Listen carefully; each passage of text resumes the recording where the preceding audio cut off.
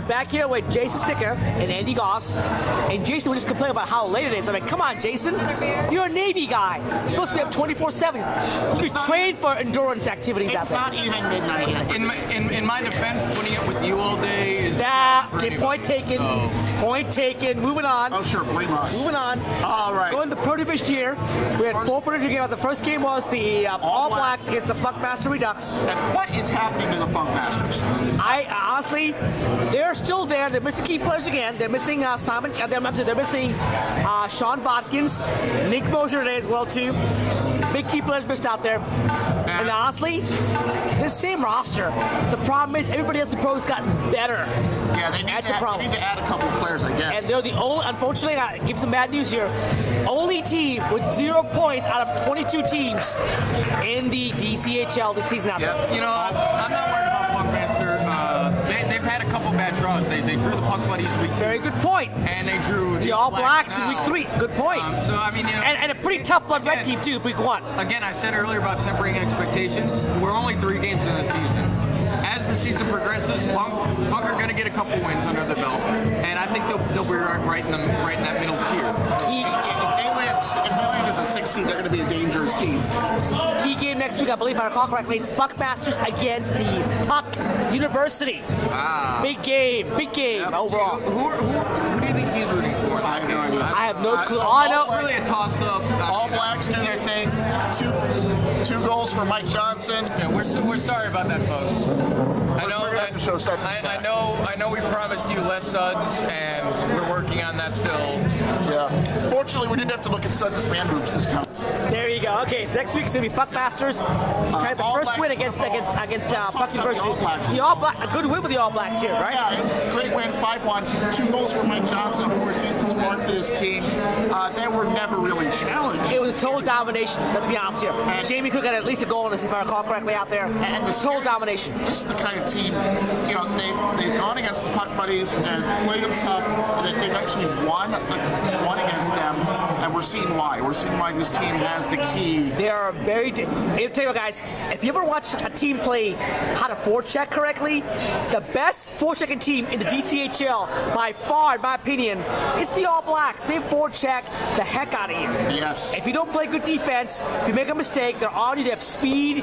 They're the best forechecking team in this division overall, and that's why they give Puck Buddies a lot of trouble because they forecheck so well out there. Right. And after opening a very probably bitter opening loss to Puck University, they bounced back with a big win against the Ducks last week, upset, and now a win against Funkmasters. They're now at 2-1. Right.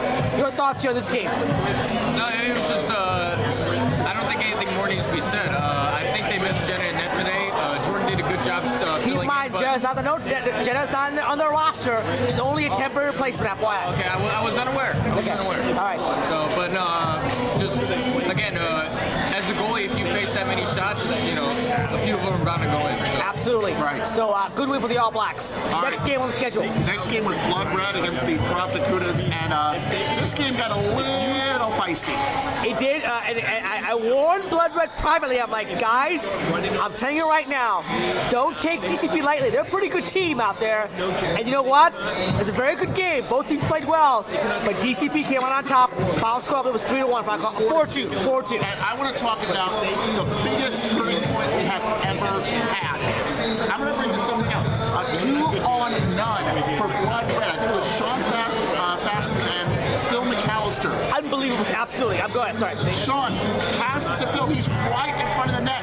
Lifts it, gets the stick under it, lifts it. Tom Marchiano swats it out of the air. Exactly. That goal was going in. Wait, there's more. He then knocks it forward. Josh Kranzberg's on the other end. He goes coast to coast. Scores the goal. About 10 seconds to go. It's now 2-1 Blood Red. It's 2-1 Crop Dakotas. As they enter the third and final period, that was the difference. Absolutely. At that key goal, a key turning point here. A great save. That was the save of the year so far. Absolutely. You don't see NHL players make that save too often out there. That was an NHL type save by a star goalie. Great save by Tom. Great play by both players in Blood Red. Just a better save by Tom. Yeah. And as a return, as you see happen in the NHL as well too, a goalie makes a great save. You counter attack. could get that big goal, and that goal changed the game momentum out there. You know, sometimes we get on Josh for being emotional, but that's real. He had that goal, not only deserved, but it was right as it had to be. He knew this was the big goal in the game, and you know what? At the end of the day, that's why I like having him around. He wears his heart on his sleeve. He may get a little snippy at times, but he loves playing, and he shows that he loves playing. Absolutely. Any thoughts on this game, Jason? No, Provocooters played their hearts out, but again, that was really the turning point of the game. How about this, guys? The Provocooters opening game, they drew the Puck Buddies. Good luck with that. It didn't happen. But since then, after a very demoralizing loss, they bounced back with some good wins here. They're 2-1 now. They definitely have mental toughness. Absolutely. Last 2 games. And you know what? I thought Blood Red played pretty quickly to the Rockets. They have. They got talent on the roster as well too. I thought Blood Red played pretty well. Again, I thought Blood Red played well, but I think DCP played better. That was the difference out there. Right. No one lost the game. DCP won this game, in my opinion. And DCP off the upset is now 2-1. Blood Red off the loss is now surprisingly 1-2 as well too. Next game on the schedule. All right, our next game we have the Snake Eyes against the Puck University. This is Puck University. Next original recipe, right? I'm sorry. Next original recipe. Original recipe next. Yes. Okay, there you go. And on paper, this was a mismatch, but something happened. First off, the Puck University did not have their regular goalie in. Yeah, actually, we're missing 5 key players, but it's no excuse. 5 key players are missing out, and we had to go with the male goalie in this case. They borrowed Tom for the first period plus. Correct. They had a 1-0 lead when he left. I just bring this up because I think they should have kept him in there. Well, and I'll tell you why. I was about to Elliot Broyle came in early for this game out there. He was late from family emergency out there. Since we had given Elliot permission to play, it was only right that he gets a chance of first refusal. So he chose to play. As a result, we replaced Tom. And we appreciate Tom helping us out there. But when you make a promise to a player, you want to keep that promise. And it was a positive fact in this game out there. And Elliot didn't play bad. No, he played very well. I think he saved 2 or 3 awesome saves actually overall. Yeah, what struck out to me was that Snake Eyes got outshot this game by Puckview, but Snake Eyes converted on more of their and they what's had the better key? shot placement. Exactly, and of course, John Romps was a key difference maker. But you know what? The least appreciated, the least talked about superstar in this league, Ryan Bonner. Both goals for the Snake Eyes. He is a star, but he does not get the credit because everybody looks at the Snake Eyes and says, well, that's John Romps' team. Or if there is somebody that go to Ron Zacchari, thinking he's the speedster. But Ryan's got some of the best placement on the shot that we see out there. He's the reason in this game he took 2 face-offs from Ron, and he just put them in places that Elliot was never going to get to them. Absolutely. And in fact, the last goal, about 2 minutes left, the big difference maker as the Snake Eyes steal a point. Absolutely. I thought Brian, Ron, and John stole a point from the Puck University out there.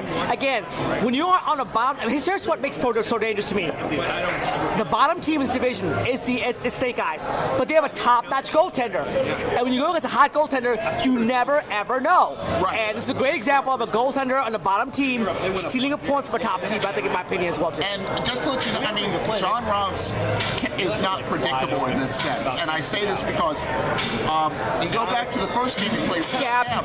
You thought his game was a little off, right? It wasn't. Honestly, if I'm out playing John Romps, something is wrong. Okay, I should not be. I might be able to keep up with him, but he. Well, let's give some Stingrays. Dean Eastlake can make you look silly as well too. Okay, fine. Dean Eastlake's pretty good. But the fact is, he did not play up to his standards in that For the game. Scabs. In the X division, he let in an absolutely comical goal at one point, and here he is standing on his head against the point for the Snake Eyes. Who the heck knows what you're getting here? Again, a great point for the Snake Eyes here. They're now getting a point, and every team now in Pro's got a point. Your final thoughts here, Jason? Snake Eyes also did a good job of blocking shots. For every one shot Puck University had, the Snake Eyes probably blocked. Good point. They're a good defensive team as well too. Absolutely. Very well done. Andy's food is here. He's got the burger with the bacon bits. Is that right? Yep. Overall, all at Bar Louie's here. Hopefully soon to be our sponsor here at nice. DCHL. We got one more game to talk about. One last game. game. It was the final game of the night. It was the Ducks with the loaded roster with Chris Callender, James Miles, Richard Reynolds back from his injury, and Scott McCreary playing defense. You would think all the stars came out for Ducks here, put all their weapons in one shot against the Puck Buddies. Was there enough, Andy? Well, as we were headed here, we took a stop up here to refill the Navy Mobile on the way over, and we ran into Luke Taylor. We're going to sit here, and Luke wanted us to make this statement. So we're not trying to make a value judgment here. We're just repeating what was said. That was absolutely the worst first period the Ducks have ever played. That's a very good point. And you know what? I talked to Luke, by the way. I thought having Chris Callender on D was a good idea, but to me, Luke Taylor should be on D. Luke is a guy who can be physical. He's got speed. To me, Chris Callender needs to be on offense. I love the idea of Chris Callender being on defense, but Chris Callender to be offense, I think it hurt their offense. When you play the Puck Buddies, you have to counterattack. And that having Chris up there to counterattack is a big problem. They fell behind too early and they lost. It was 5-2, is that correct? 5-2, final score. Your thoughts, Jason, this game? I mean, again, I've said it once, I've said it 3 times already. Let's temper expectations. They drew the Puck Buddies, who are the best team in the league right now. And go and having Chris Callender come back Whoa. I agree with you, but you know what? This is the number 2 ranked team in some pollsters out there. And with Chris Callender, Scott McCreary, and James Miles, when do power rankings ever mean anything? This is the second best team on paper, and I'm sorry, I gotta give Puck Buddies something. The Puck Buddies overcame a big game, a big loaded roster of Ducks out there. Give them some love out there. I see your point of view. But you didn't let me finish my Okay, your point. Okay, go ahead. Chris Callender coming back against a goaltender like Sean Arata, that's a tough draw for anybody. So I think if they would have drew any other team, the score would have been closer. But against the Puck Buddies, I mean, but I guarantee you, favorites right now. I guarantee you, those guys would have came out for anybody else but the Puck Buddies. So they came out. They had their entire holster loaded, and they still wanted to be the Puck Buddies. Puck Buddies are missing Robin. Batman was here. Jake Greer was here. The Butler was here. Ryan Kelly, the Butler was here, but no Robin. No Brad Patton, and they still won this game pretty impressively. Let's give some love to Cassie Proctor, who saved an empty net goal She saved the second and third period. And I thought Cassidy and Peter Doe played some of the best defense I've seen out of Puck Buddies. It's a very good offensive Ducks as well, too. The Puck Buddies basically came out and punched him in the mouth in the first period. Absolutely. Never recovered. Exactly. The goal was too much for them overall. Your pro standings right now. You're the Puck Buddies 3-0. Correct. We got the Nexus 2-0-1. We have the All Blacks at 2-1. We have the Promptacudas at 2-1. We got Blood Red at 1-2. We got the Ducks at 1-2. We got Snake Eyes at 0-2-1. We got the Buckmasters of all people at 0-3 right now. Who would have thought that? Right now, as things stand, the big story here is you've got to have the offense in the Pro Division to compensate. Normally, what you see is that you have, because the goaltenders in rec are a step behind the goaltenders in Pro, you expect there to be more scoring in rec. Well, right now, through 3 weeks, goals per game per team in Pro is 4, and in rec is 2.93. Wow, good stat. Good stat there. A lot of that is twofold. First off, the goalies in rec have gotten better. They have gotten stronger. Good point. You look at the people who have returned from last season, and the goalies who came back to their team. We have Sean Sampson, John Romps, myself. Top, very good goalies. And the other teams have improved in the goalie department. So that factor really isn't there. The difference, and Neil and I talked about this after the series of games, the difference is that in Pro, you have snipers galore. Not just snipers. Good point. People who can find the open pass. Playmakers. You look at rec, and this is nothing against rec. It's just something that they're not equipped to do. Andy, excellent point. Passing is the key. Right. Absolutely. It's just something they're not equipped to do. You got people who may not be used to each other. I can tell you right now, for example, the Scabs have a playmaker on their team, Ryan Smalley, but he's new to the team. He doesn't know what to expect. The Stingrays have a playmaker on the team. He's new to the team. He doesn't really have the connections yet. Or you look at the Mousasses, they have a playmaker, Chris Thorpe, but who's he going to get to?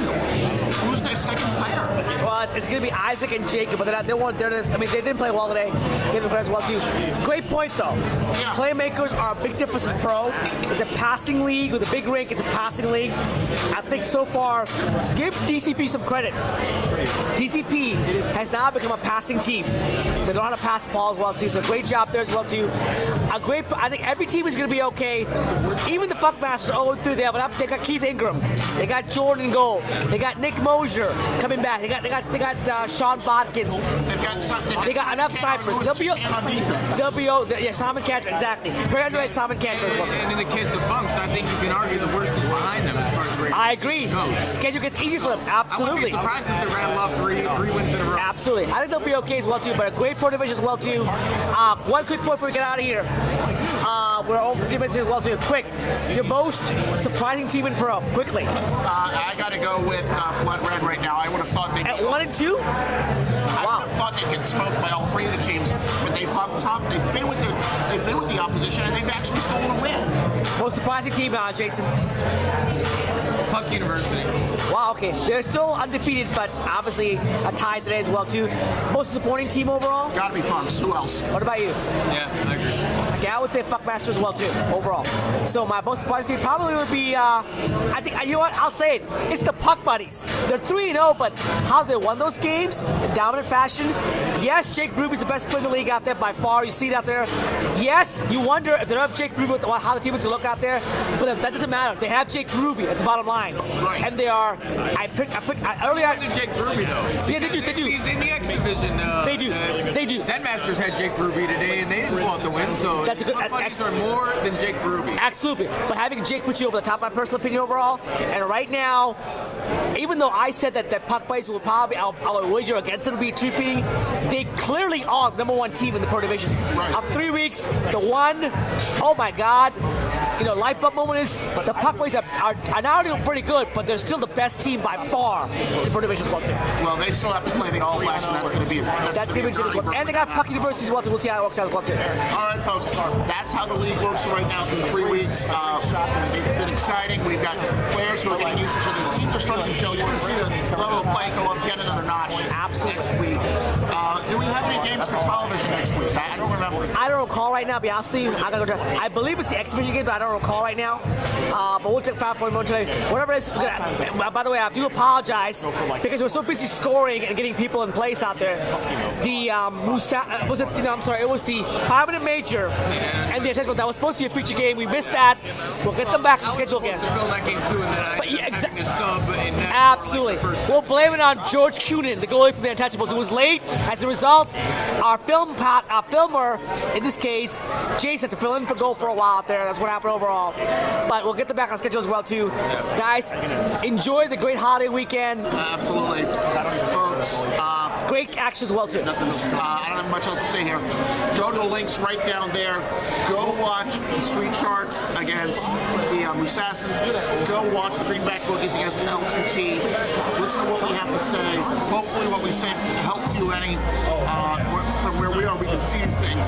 Especially the Street Sharks Musassins game. Jason and I decided to take that game and sort of teach some of the things that we saw there. Stuff about positioning, stuff about how to play defense, how to clear the ball, how not to clear the ball. Watch that game. We tried to teach a little here. Awesome. That's awesome. That's great. Week 4 heading into it. This is where we begin to see separation. Yeah. Separation. Week 4 is going to be a separation week. Absolutely. So I'm looking forward to this next week of action. And then after that, I'm looking forward to the Super Bowl, in case you folks haven't heard by now, which you probably have. Denver against Seattle. There you go. In New York, cold weather Super Bowl, the first in NFL history cold weather Super Bowl. And in case you haven't heard by now, guys, I don't know the final score, but the Caps lost again. Caps free falling to the Rangers here. Caps out of a playoff spot. And I just pull out Vegas Suns here. He's the only person on Facebook who said Caps will not make the playoffs. People laughed at him. People cheered at him. But right now, it's a reality fact. Give him some love as well, too. All right, guys. Have a great weekend. We'll see you next week. Week 4 Action DCHL. Take care.